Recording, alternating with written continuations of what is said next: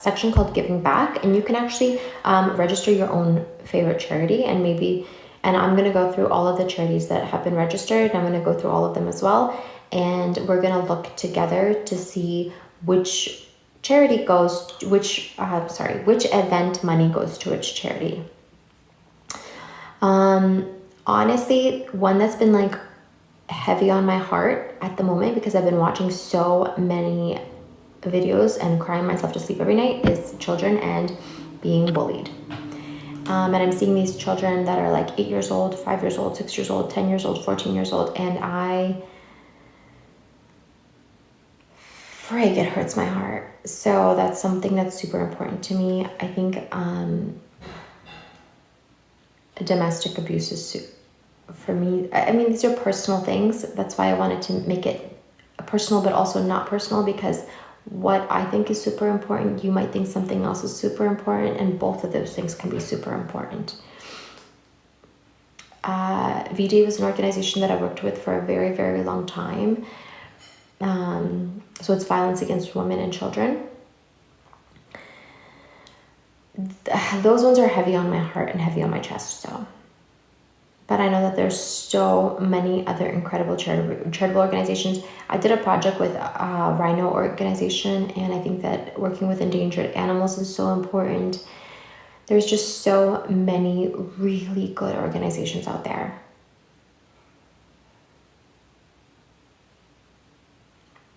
I think mental health is a really, really important one. I did work with an organization called CAMH for a very, very long time, but unfortunately certain stories came out about CAMH, so I no longer work with them.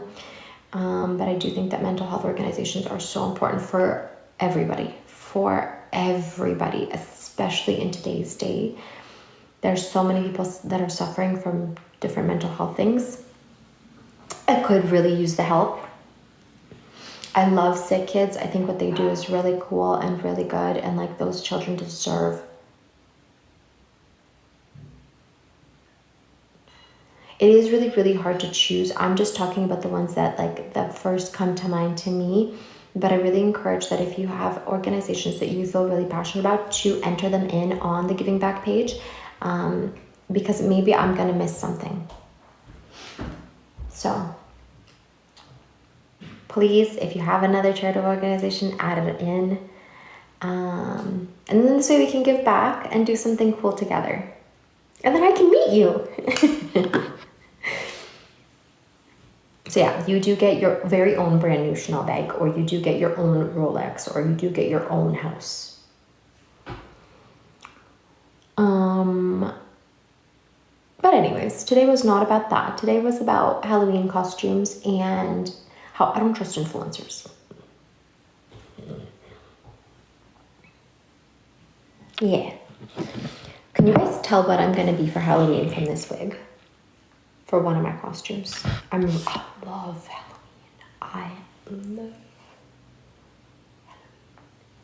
I love it. I love it so much. For those of you that follow me on Instagram, you know how much I love it. You know how seriously I take it. For those of you that know me personally, you know how seriously I take Halloween. Halloween is the vibe.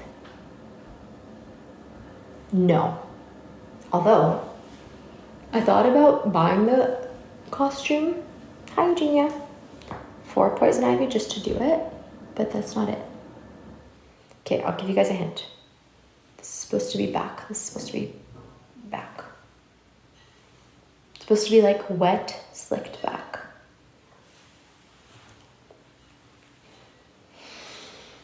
Not Jessica Rabbit. It's not hot. It's not a very sexy costume.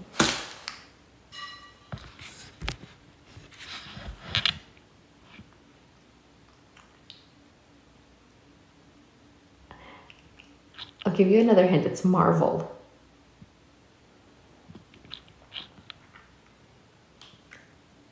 It also is contingent on the suit. I ordered the suit for it, so let's see what the suit looks like.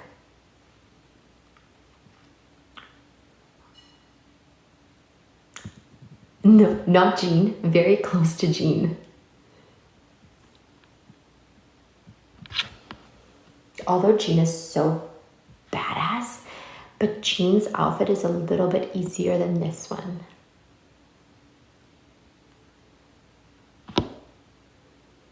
Listen here, buddy. A bracelet alone is $4,000. Fake pearls. Get the hell out of here.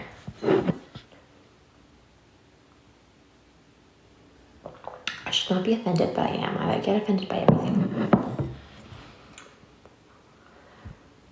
Because they're seawater pearls, you guys can look them up everywhere. You will see that the prices are all comparable for bracelets, roughly between $4,000 and $10,000.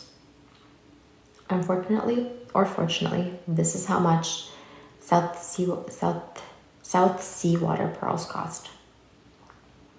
And they don't lose their value, they only increase in value. So 10 years ago, that same bracelet would have been $1,000. Now